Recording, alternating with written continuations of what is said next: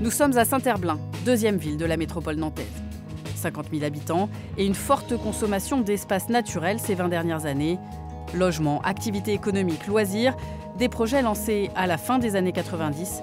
Question d'époque, selon le maire, également premier vice-président de la métropole.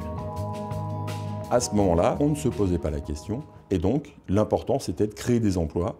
Et pour créer des emplois, on étendait les zones d'activité. Est-ce que Nantes Métropole a atteint ses limites en termes de développement? Est-ce qu'il faut qu'elle s'arrête, qu'elle arrête de grandir? Moi, je ne suis pas un décroissant. Je pense qu'il faut être imaginatif et créatif et essayer de faire en sorte de pouvoir continuer à développer de l'activité finement, intelligemment.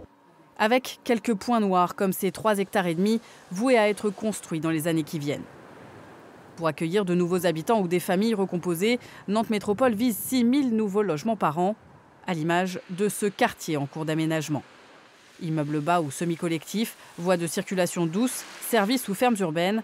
Si les associations environnementales et les élus écologistes y voient du positif, il faut faire plus pour préserver ce qui peut encore l'être. Si on met les humains dans un coin et la nature dans l'autre, on va vers un déséquilibre. On voit bien aujourd'hui qu'on a des sujets tantôt autour de la sécheresse, tantôt autour des inondations. Donc il est très important de prendre en compte ça. Et puis il y a la baisse de la biodiversité qui nous soucie beaucoup. Il y a différentes façons de faire. Densifier nos zones d'activité économique qui aujourd'hui ne sont pas du tout denses.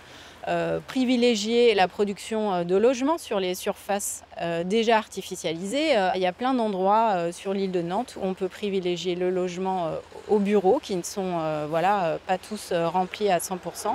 On peut aussi surélever les bâtiments de 1 ou 2 étages quand on fait de la rénovation énergétique. L'exercice est difficile. Un établissement public, le CEREMA, propose d'accompagner les communes vers cette réduction de l'artificialisation.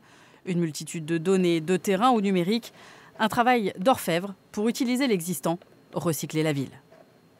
Le foncier sera plus cher, donc déjà à acquérir. Ça prendra plus de temps. Le temps, c'est aussi de l'argent, c'est de l'immobilisation de capitaux. Et aussi, quand on a des éléments bâtis, il faut parfois les déconstruire, les réhabiliter. Et parfois, l'existant fait qu'il y a des enjeux de dépollution, de désamiantage. Et aujourd'hui, la question, elle est autant du comment que de savoir là où on doit investir pour pouvoir accompagner cette transformation et cette réintégration de la nature en ville. Les grandes villes ne sont pas les seules concernées. À la campagne aussi, la loi prévoit de limiter les constructions. Pour la mairie de la Meilleraie de Bretagne, 1600 habitants, c'est un frein au dynamisme des zones rurales. Si on a des logements, on peut accueillir du monde, et si on a du monde, on peut dynamiser les communes. On nous dit de faire du vertical, mais alors j'imagine pas du tout des gens qui viennent de Nantes, justement, qui veulent avoir un petit terrain et habiter dans un appartement. Chaque année, la Loire-Atlantique compte 16 000 habitants supplémentaires, une force et une contrainte.